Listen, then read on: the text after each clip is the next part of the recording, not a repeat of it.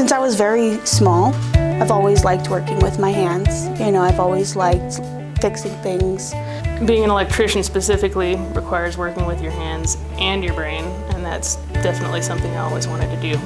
And the money's good as well, of course. What inspired me to get in the trades was my mom. She's the strongest woman I know. And my daughter actually wants to be in too because she sees, you know, how much money I make and I'm independent. So I've been doing this for about 2 months and I love it. It's been pretty exciting. Every day is something different. It changes all the time what you could be doing on a daily basis. A typical day for a woman in construction is just about a typical day as a guy. Like, you're out there to do a job, we're all out there to do a job and make some money. It's union work, we're paid well, we are taken care of.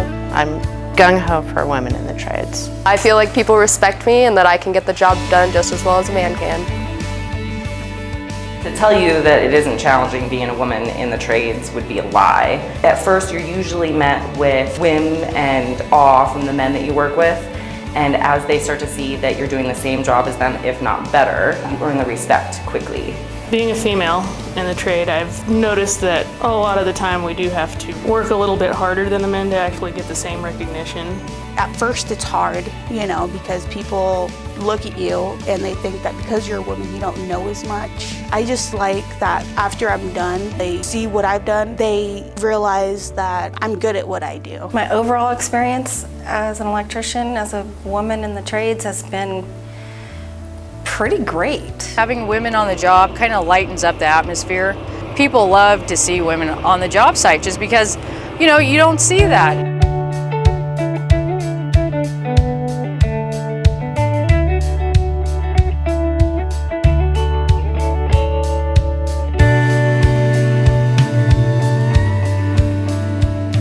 Going straight into the trades is a lot better for a lot of people than going to college because college isn't for everyone.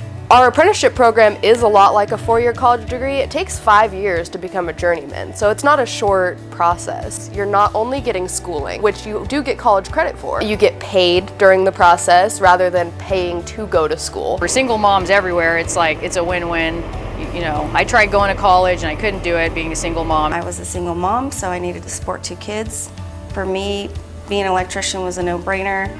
I was able to work, make a decent living wage, and support my kids and go to school at the same time. I was the first female in Northern Nevada to graduate the apprenticeship program. I've been with the union for 20 years. My credits are starting to accrue to the point where I'm going to possibly be able to retire before too long. And it's going to be wonderful because that is a pension that I have accrued, which doesn't normally happen in regular jobs in today's world.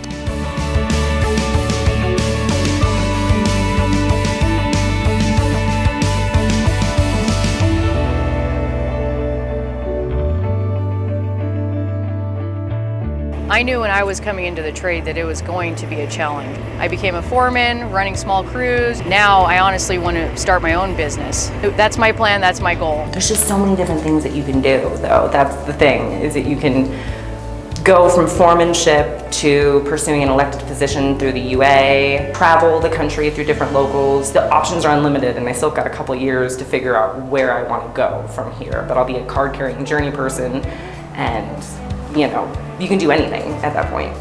Get through that 5-year apprenticeship, because once you get that little union ticket, that's basically a ticket to life. There's so many different avenues you can go. I've been in the union for 11 years, I've been an electrician for 15, and I am definitely still learning. Oh yeah. There's a lot to learn.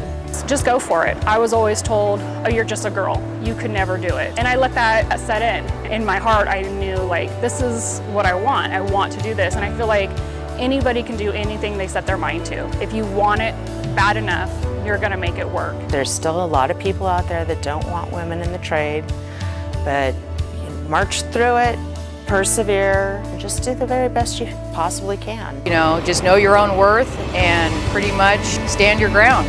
You know, that's why we have a union. If things go south, they're there to represent us.